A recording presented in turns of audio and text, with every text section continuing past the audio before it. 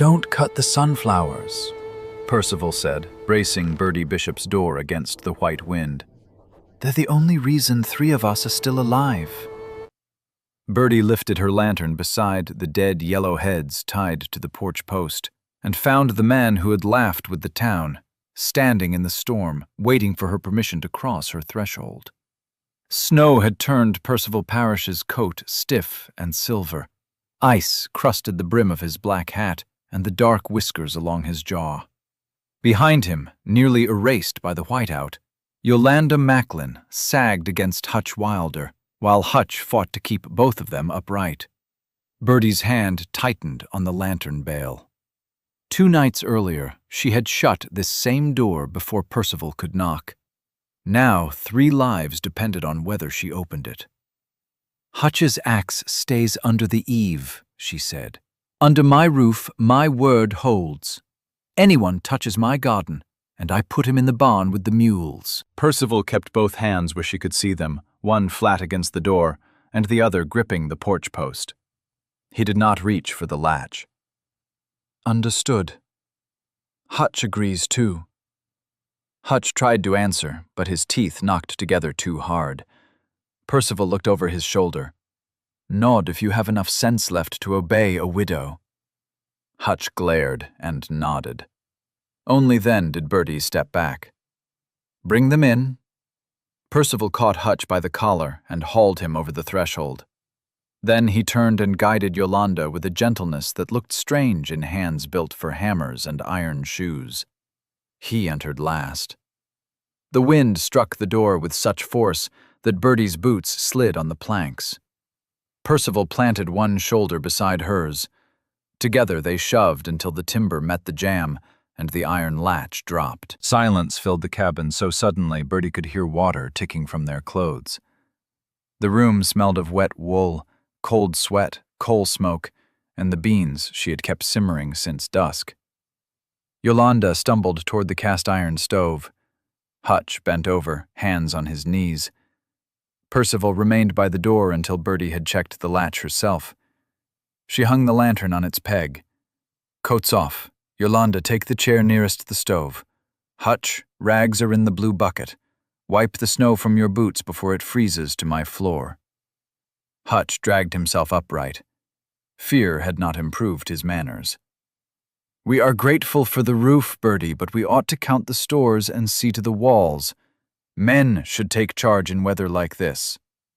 Percival pulled one frozen sleeve free. "Give the wind an order first." Hutch frowned. "If it minds you," Percival said, "we will reconsider." Yolanda made a tired sound that might have been a laugh. Birdie did not, though she had to press her lips together. Hutch snatched up a rag.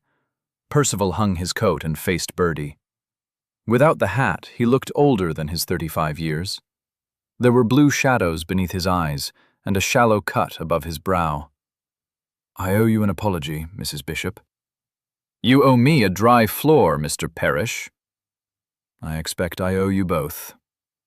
"The floor first. The rest can wait for daylight." Outside, the storm struck the cabin as if it meant to remove daylight from the world altogether.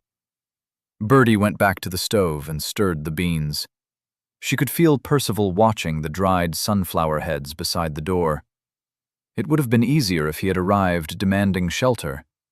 It would have been easier if he had been the same man who had stood across the street 2 days ago and made himself small at her expense. But he had waited in the killing cold for her answer. That made anger harder to keep tidy. 2 days earlier, under a hard blue sky, Birdie had driven to the copper settlement for salt lamp oil and heavy twine. She was loading the coil when Hutch Wilder came from the mercantile with 3 freight company men. "More twine, Widow Bishop. You tying those dead weeds upright again? Dressing the mountain for the crows, or hoping a husband mistakes them for flowers?" The men laughed. Her sunflowers were ugly by November, petals gone, leaves gray, stalks cut and bound at exact heights along the western curve of her slope. The town called them decoration when it wished to be kind, and an eyesore when it did not. Birdie called them her garden, because mockers did not deserve the rest of the answer. Across the street, Percival stood beside the livery with a mule's hoof between his knees. He had eaten on her porch, repaired her harness, and listened when she described the north wind. She expected him to speak. Hutch called, "What do you reckon, Parrish?" "Flowers make a fine husband trap." Percival glanced at the company men. The dry smile he used before others could mock him appeared. "Flowers and old blacksmiths make fair decoration," he said, "provided we keep out of useful men's way." The laughter turned toward him, but it passed over Birdie first. She paid for her goods and drove away. The smile had vanished from Percival's face.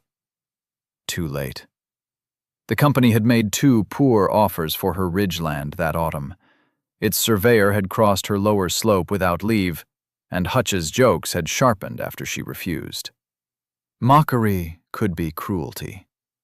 It could also be a tool for loosening a person's grip on something others wanted. When Percival rode up the next evening with her repaired bridle, Birdie closed the door before he could knock.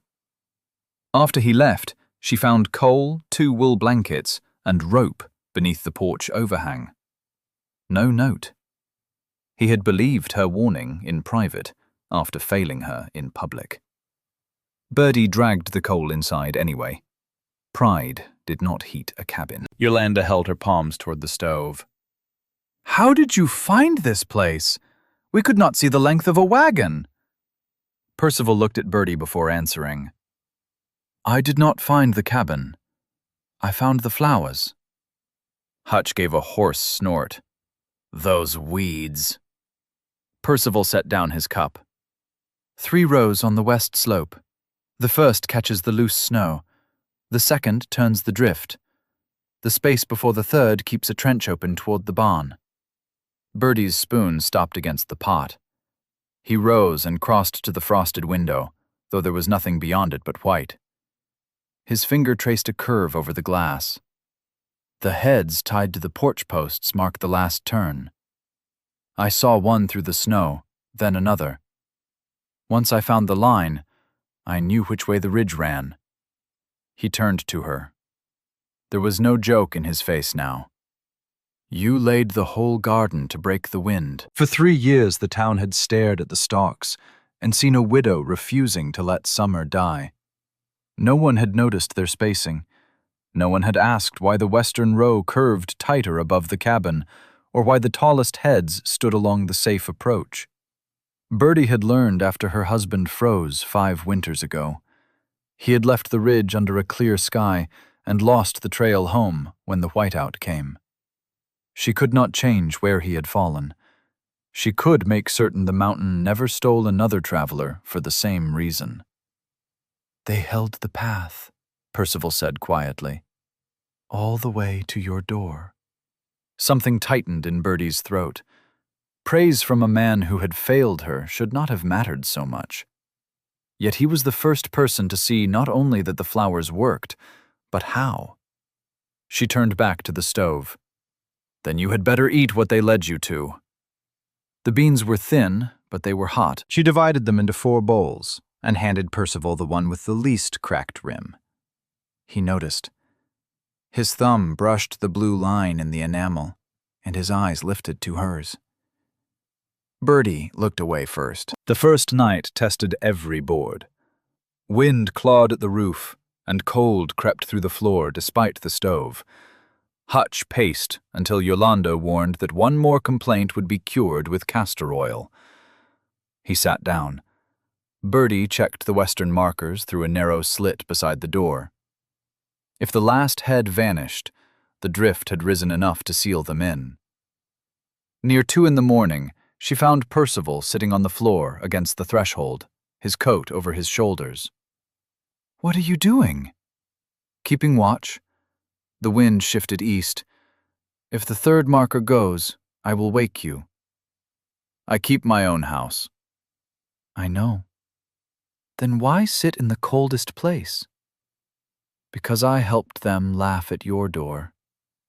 The answer stole her prepared reply. "A house needs someone awake," he said. "That does not make him master of it." "No, no. It merely makes him the fool on the floor." He did not smile at the joke. Birdie fetched a patchwork quilt and dropped it over him. "That was made for a sensible-sized person." "I will try not to offend it." A laugh escaped her. "Do not grow pleased with yourself. I would not know where to begin." She slept in the chair by the stove. When she woke, Percival was still at the threshold, one hand near the viewing slit, but not on the latch. The third sunflower head remained visible. By the second afternoon, snow covered both windows. Birdie measured flour with a smaller cup, then ground dried sunflower seeds into cornmeal and baked 4 dense cakes on the stove. Hutch turned his over. "Birdseed." Yolanda bit into hers. "Then chirp quietly." Birdie gave Percival the darkest cake. Months earlier, he had always taken the scorched piece from her skillet and claimed it spared everyone else. "You remembered," he said. "I remember many things I do not forgive." He bit the crust. It cracked loudly. "You always do that," she said. "Risk my teeth. Make yourself the joke before another man can. Hutch meant to shame you in the street, so you gave him the words. Only you put me beneath his boot, too." Percival set down the cake. "I learned young that laughter hurts less if a man starts it." "Did it?" "No." He met her eyes. "I feared losing the company work." "I told myself one poor joke was cheaper than a quarrel. I made you pay for my fear. I am sorry, Birdie." The apology was plain enough to trust. "The company wants this ridge," she said. "I heard Hutch say a woman alone would tire of winter." "And still you laughed." "Yes." He did not defend himself. "When the thaw comes, I am selling. Not to the company. Somewhere south, perhaps, where the wind does not carry every fool's opinion to my door." Percival's fingers closed around the cake. "If you leave because you choose another life, I have no right to stop you. But if Hutch drives you away, they will have stolen more than land. The mountain does not need you to speak for it. I am not speaking for the mountain. His quiet is no longer bent. I do not want you driven from this place." Birdie's breath caught. "That is not a reason you must stay," he added. "It is only the truth. I should have said before." She rose. "The edge is burnt. It is exactly right." Her face stayed warm long after she returned to the stove. The last split log from the open stack went into the stove shortly after dawn. Birdie waited until Hutch turned away, then crossed toward the woven rug beneath the table. A second cord of dry pine lay beneath the floorboards, sealed from damp, and kept hidden from any frightened traveler who might burn through it in one night. Before she could lift the rug, Hutch seized Birdie's splitting axe from beside the wood box. "I'm taking the porch hitching rail," he said. "That oak will hold a fire." Birdie stepped between him and the door. "Put down my axe. We have no wood. We have enough. I have watched the pile vanish. You have watched what I allowed you to see." His eyes narrowed. Panic made him look younger and meaner at once. "Then show it, or get out of my way. I will not freeze while sound timber sits outside. The rail braces the porch, and the western row is lashed across it. Cut through that line to reach the wood, and the wind will fill the trench to the barn. Then we lose the mules, the feed, and the rest of the fuel." Hutch jerked the axe toward the door. "I'm taking the rail. Those weeds are in my way." He reached for the latch. Percival came off the wall in one stride. His hand closed over the axe handle below Hutch's grip. He did not draw his revolver. He did not shove Hutch. He simply locked his arm and stopped the blade from moving. "The lady told you to put it down," You have no say here, Parrish. That is true. Hutch blinked. Percival nodded toward Birdie. She does. Hutch pulled at the handle. It did not move. Then his fear found a crueler weapon. You think playing guard will win back what you lost. I saw the coal on her porch. That belonged at the freight forge. I will tell the superintendent you abandoned company work and carried his fuel up here. You will not show another company mule. Birdie looked at Percival. The coal had not been stolen. It had been charged against his winter allotment. But the company could still end his contract, and Hutch knew it. Percival's face did not change. I gave her the coal. You gave away the work that feeds you. Yes. For a widow who shut the door in your face. Percival's eyes moved to Birdie. She warned us. I believed her. Hutch sneered. You are a fool. Likely. The old answer came, but this time Percival did not use it to retreat. If you need something to burn, Hutch, use my name. You have been shaving pieces off it all winter. But the axe stays here. For one breath, no one moved. Then Hutch released the handle. Percival let go at once, giving him room to obey. Hutch did not. He drove his shoulder into Percival, twisted around him, and threw the latch. Wind burst into the cabin with a roar. Birdie caught the table as bowls slid across it. Hutch lunged onto the porch with her axe. Hutch! Birdie shouted. He hacked through the first stalk binding the western row to the rail, then swung again to clear himself a passage. 3 thick sunflower stalks snapped. The sound was small beneath the storm, but Birdie knew what would follow. She reached the doorway and seized the post. Look uphill! Hutch turned, breathing hard, snow already whitening his hair. The wind had found the break. It shrieked through the new gap and tore at the packed drift above the western curve. Snow cracked loose in a long, white shelf. Hutch's triumph vanished. The drift came down. It buried the open trench, struck the porch steps, and slammed into Hutch's knees. He dropped the axe and clawed for the railing. Percival caught the back of his coat and hauled him through the doorway before the next surge hit. Birdie and Percival forced the door shut.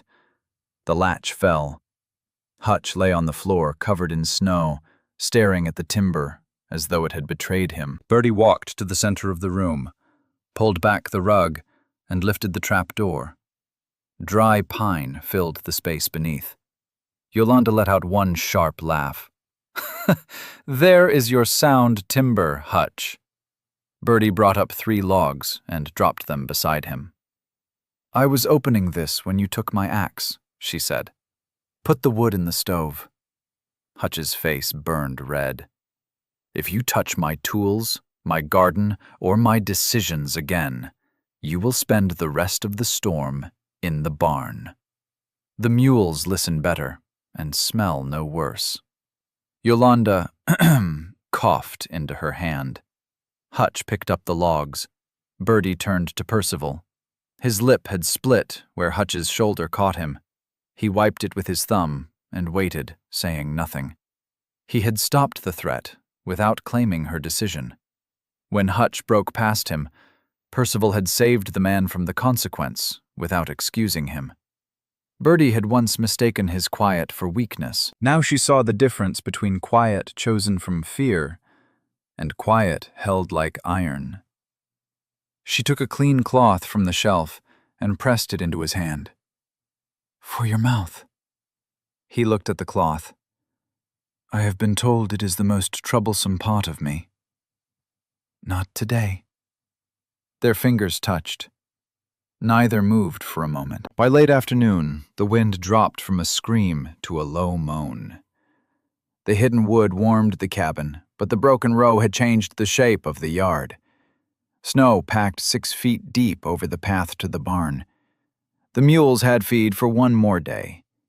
If another hard gust came, the drift could climb against the cabin wall and close the door entirely. Birdie spread a rough charcoal map on the table. "We must rebuild the line before dark." Hutch stared at the black marks. "In that?" "You may remain here and learn humility from the stove." Percival opened the leather tool roll he had carried through the storm. From it, he took 4 iron stakes used for setting an anvil, a short-handled sledge, and a pair of heavy gloves. He did not say he would handle it. He did not tell Birdie to stay inside. He held up the stakes. "Where do you want them?" The question settled somewhere deep in her. Birdie rolled the map. "I will call the distance." Yolanda tied a scarf over Birdie's hair. "Come back with all your fingers. I am fond of most of them." Percival handed Birdie one glove. "You need both," she said. "I swing better with one bare hand." "That is foolish." "Then it will suit my name." Birdie nearly smiled. "Keep the left glove. I need the hand that ties." They stepped into the cold. The mountain had become an ocean made solid. Roof, fence trail, and tree roots disappeared beneath sculpted white. The broken sunflower row showed only in pieces, dark stalks rising from the drift like marks on a page. Birdie carried coils of twine and bundles of dried heads from the cabin loft. Percival carried iron and the sledge. They waded waist-deep toward the breach. "2 paces left of the break," she called. He moved there and drove a boot down until he found packed ground. "Angle the stake toward the ridge." Percival set the iron and swung. The hammer rang across the white mountain. Once. Twice. Again. The sound passed through Birdie like a heartbeat. She tied the first bundle to the stake, pulling the twine until the stalks bowed against the wind. "Next one, 3 paces forward," she said. "A little west." Percival moved without argument. They found a rhythm. Birdie measured the curve by the buried fence line and the pressure of the wind against her cheek. Percival drove the anchors where she marked. When the sledge grew slick, she wrapped the handle. When the twine cut into her palm, he braced the bundle so she could knot it. At the 3rd stake, Birdie sank to one knee in a hollow. Snow closed over her hip. Percival caught her forearm. "I have you." She looked up. He did not pull until she nodded. Then he lifted, steady and hard, and released her the moment her boots found purchase. A small thing, yet Birdie felt it more sharply than the cold. He had learned to offer strength without turning it into command. At the final stake, her fingers failed around the knot. Percival took off his remaining glove and covered her hand between both of his. Heat had almost left his skin too, but he rubbed life back into her knuckles. "Tell me when." Birdie watched his face beneath the snow-whitened hat. "Now." He released her. She tied the knot. A shout drifted through the wind. Percival turned toward the lower slope. 3 dark shapes struggled in the gully, falling and rising in the snow. One man lifted an arm, then vanished behind the drift. They had seen the new line. They were following the yellow heads uphill. Percival looked at Birdie. He could have gone without asking. Instead, even with men dying below them, he left the rule of her ground in her hands. "Bring them up," she said. "Stay on the marked side. The east crust is hollow." He nodded and plunged down the slope. Birdie secured the last bundle, then followed as far as the safe turn. Percival reached the first miner and bent under the man's arm. The other 2 crawled toward Birdie's voice. "Follow the flowers! Do not leave the line!" Together they brought all 3 to the cabin. The room filled with coughing wet boots and Yolanda's orders. She stripped frozen gloves from the miners and set water to heat. Hutch tried to direct one man toward the stove, but the miner pushed past him and searched the room. His cheeks were gray with cold. "Who set those flowers?" Birdie stood near the door, still holding the twine. "I did. We lost the road below the gully," he said. "Could not tell sky from ground. Then Wallace saw one yellow head. We followed them like church lamps." His voice broke. "You saved us, ma'am." Birdie had imagined such words before, usually when anger kept her awake. In those imaginings, the whole town apologized, and she felt nothing. The truth was quieter.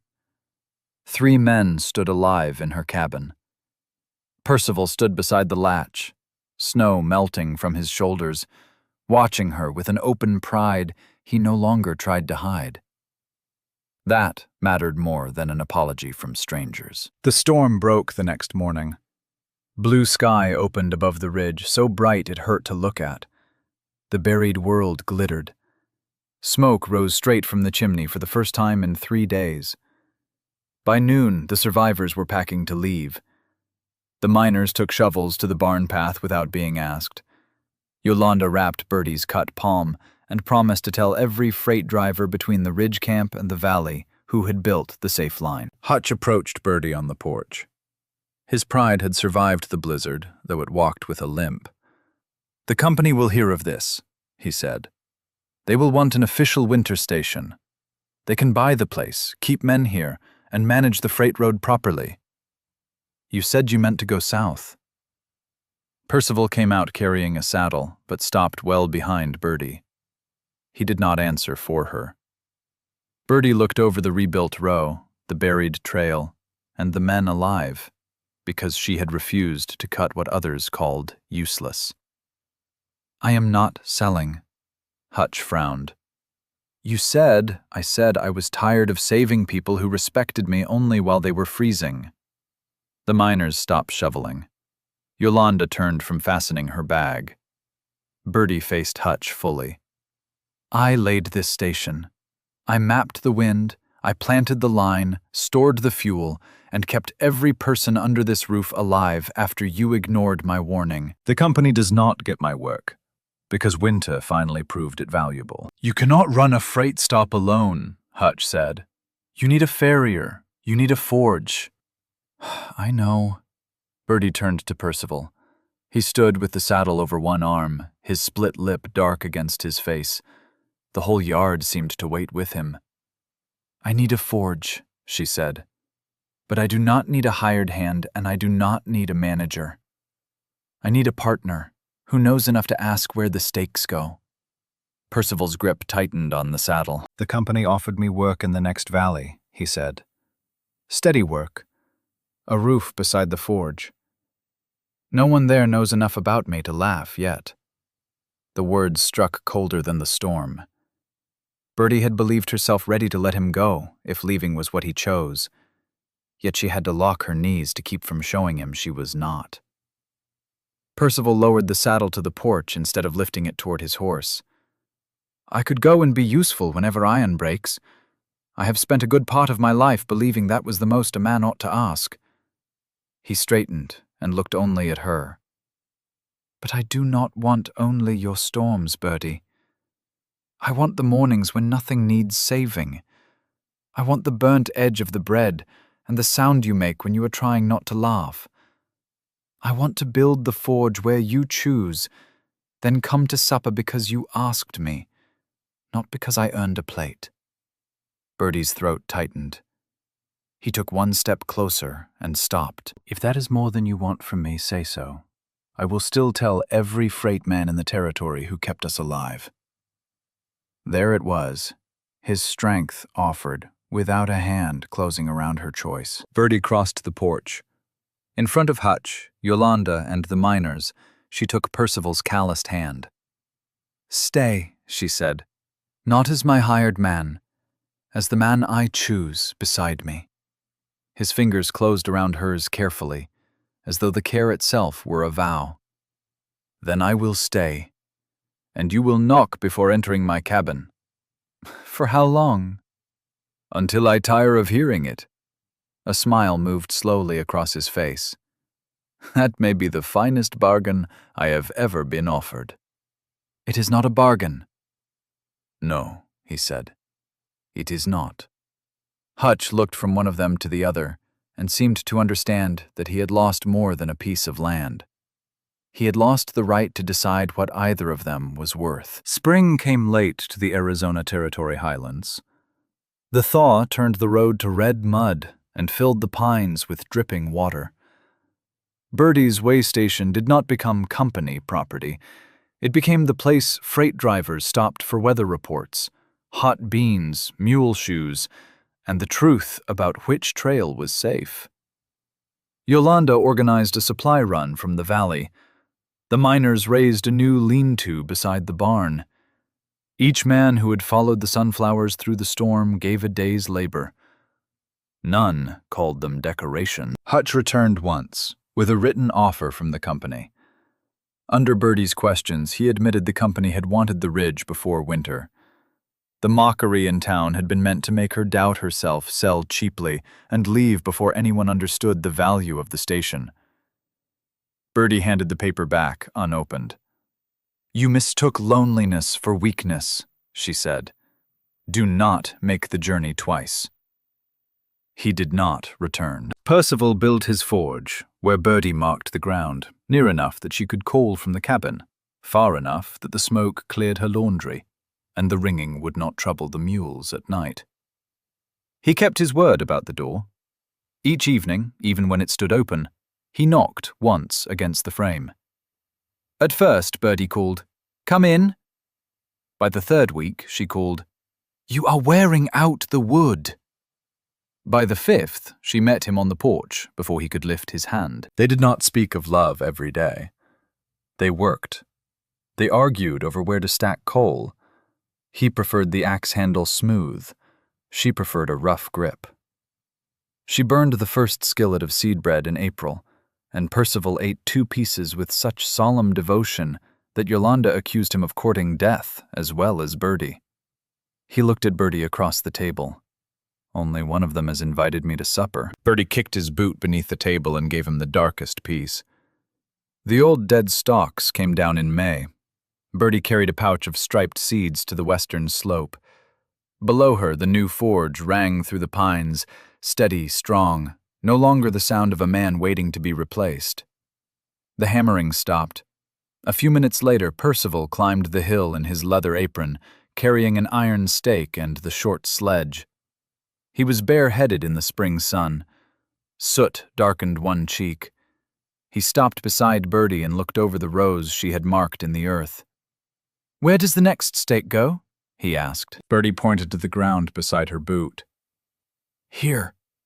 Percival set the iron, but did not raise the hammer. "Beside yours? Beside mine?" He looked at her, warm and serious. "And when the planting is done, you will walk me home." For supper, Birdie reached into her seed pouch and placed one striped seed in his palm. "For courting," she said. "If you have the courage to call it that where no blizzard can be blamed." Percival closed his hand around the seed. "I have the courage." Birdie smiled, the full, unguarded smile he had once been too afraid to earn. He drove the stake into the earth, not in front of her, and not in her place, but beside her. Then they planted the first row together. How many lives are dismissed as decoration until winter proves what they have been holding together?